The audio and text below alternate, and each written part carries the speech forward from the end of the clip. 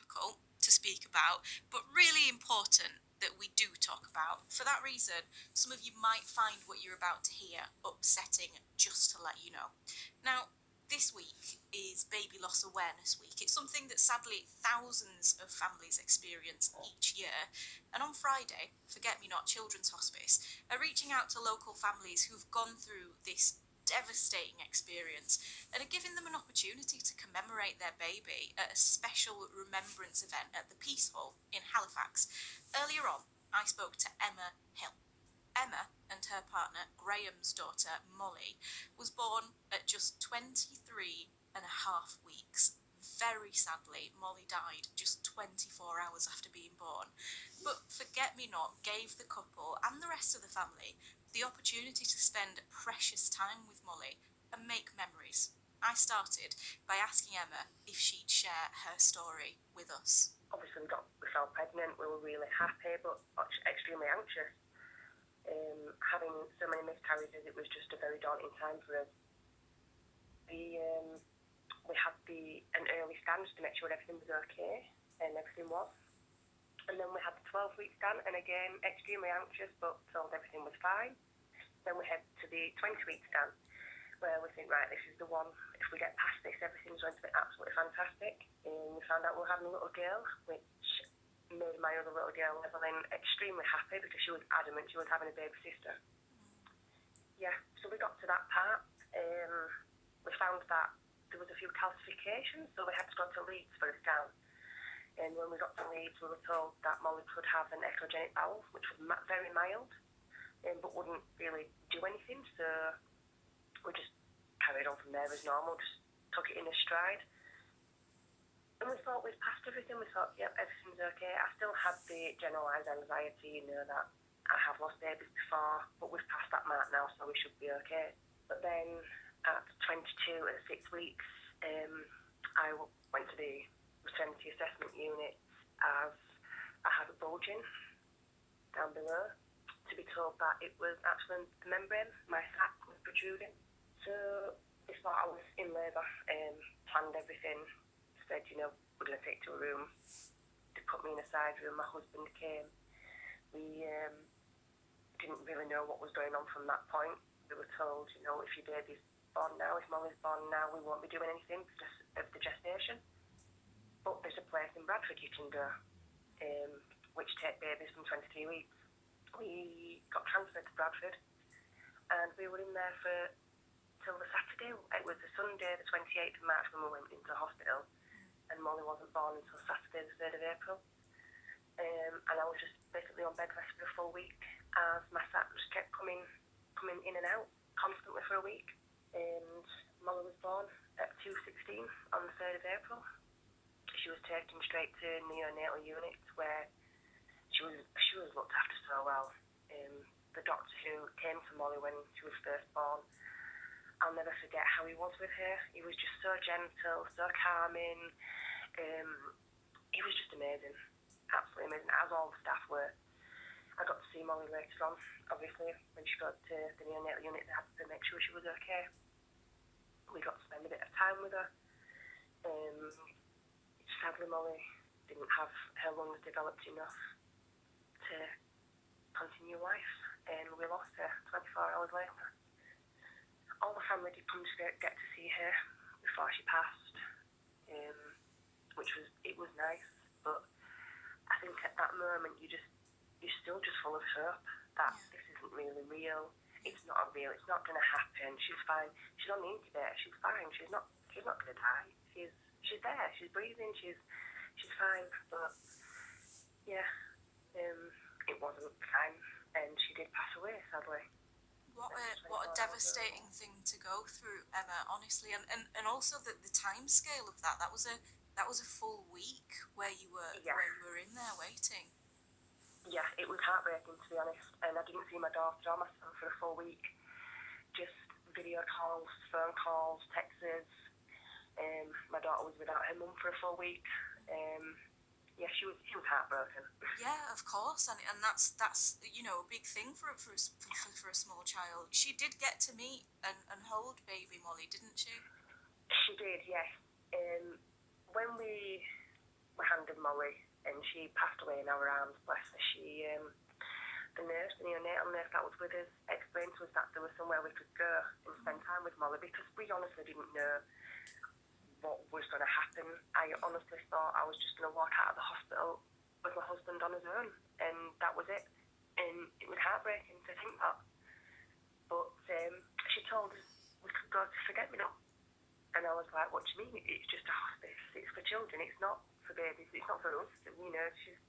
She's not here now. You can go and spend time with her. You can go and stay the night. You can bath her. You can change. You can do everything you would normally do with her. You can take her for a walk in the garden. Family can come down and spend time. And yeah, it was just so amazing to be through that. When you think you haven't got anything, you haven't got that time at all. You think that you've got a few hours and you're going to have to leave. Yeah. And what did it feel like at the time, knowing that? Because obviously, when someone says that to you, was that immediately like, yes, we need to do that, and then we need to go and spend some time with Molly, or like, how were you feeling? It was immediately. It was an instant thing.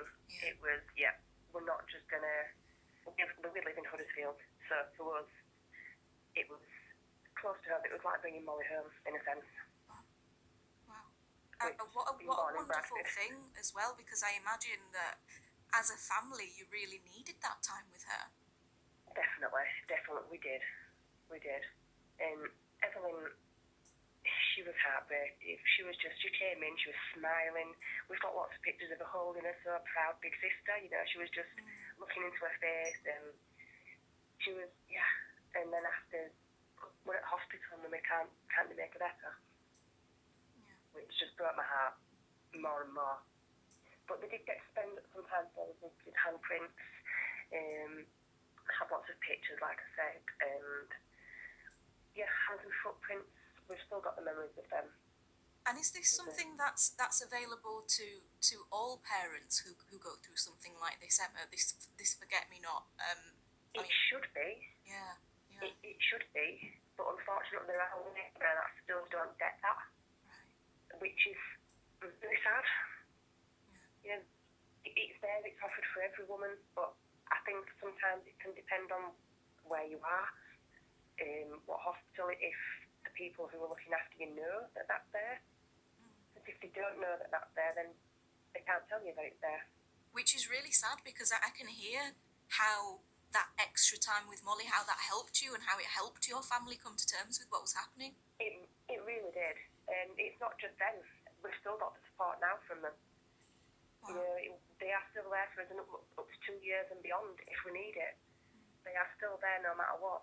And it's just such an amazing thing to have, because when you think you're not going to get that, and then you do, it just makes one of the worst possible situations just a little bit sweeter. It's just not sweeter, but I can't describe the feeling that I got from that. I was a heartbreaking moment, just completely devastated, to be then given a bit of a lifeline and time to spend with Molly. Yeah, because you created memories with her then, didn't you? I imagine that's the thing that really helped, is that, like you said, if you had just walked out of that hospital, you and Graham, that would have been completely different to what actually happened, which was that you spent time with your baby. It was, yeah, definitely. I don't think you could ever explain that. You're going through one of the worst things you could ever have happen to you, but then be told that you can still have that little bit of time, you can still do a few normal things with your baby that you honestly thought you would not get. And there's an event at the Peace Hall in Halifax this Friday, isn't there? Anyone who's basically suffered the loss of a baby can tie a ribbon or write their baby's name on a lantern. It'll be lit about 7 o'clock in a 1,000 lantern display. It sounds as though it's going to be incredibly moving. Do events like these give you strength, Emma? How do you feel at these sorts of events? It just makes us feel like Molly's memory is still alive. Like she existed. She's still a massive part of our life, and she's still involved in things. So when they do events like this, for us, it's still showing that we're still here, we still care, we don't go away, and we still do honour your babies. And that to me, just yeah, it's just so heartwarming to have Emma, that. yeah, honestly, you're so incredibly strong, and I can't imagine what you and your family have been through. Just while you're here, just before I let you go, what advice would you have for anyone else who finds themselves in that situation that you were in after Molly's birth? What would you say? Do you know what? I honestly, I just hope that they will be able to have something like Forget Me Not to be there for them. And just to, if anybody is ever found in that situation, that please just remember that Forget Me Not is there. It can be used by anybody and everybody that need it. And it is just a beautiful place. The gardens are amazing. The staff just go above and beyond with everything. We know it. We pretty much know everybody down there now, and every single person that is there, they're just so caring and loving, and they're just there for you. They just know, and they just get it. You've got that there as well to help you. Absolutely, it's that strength in community, isn't it? Emma, thank you so much for being here this afternoon. I feel privileged to have heard about baby Molly and also to hear your story. And I'm sure there's lots of people listening now who wish you and your family all the best in the world. That anyone who's listening to this knows Molly existed, and Molly is here with you all the time. And honestly, I'm so incredibly moved by your story.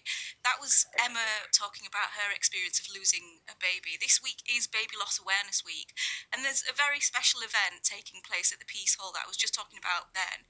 It's coming this Friday. Anyone who suffered the loss of a baby, you can go along, you can tie a ribbon, you can write your baby's name on a lantern. They'll be lit at 7 o'clock, and then there'll be a lantern display. And for more details, do visit Forget Me Not Children's Hospice website as well. And if you've been affected by anything that we've been talking about this afternoon with Emma, you can go to BBC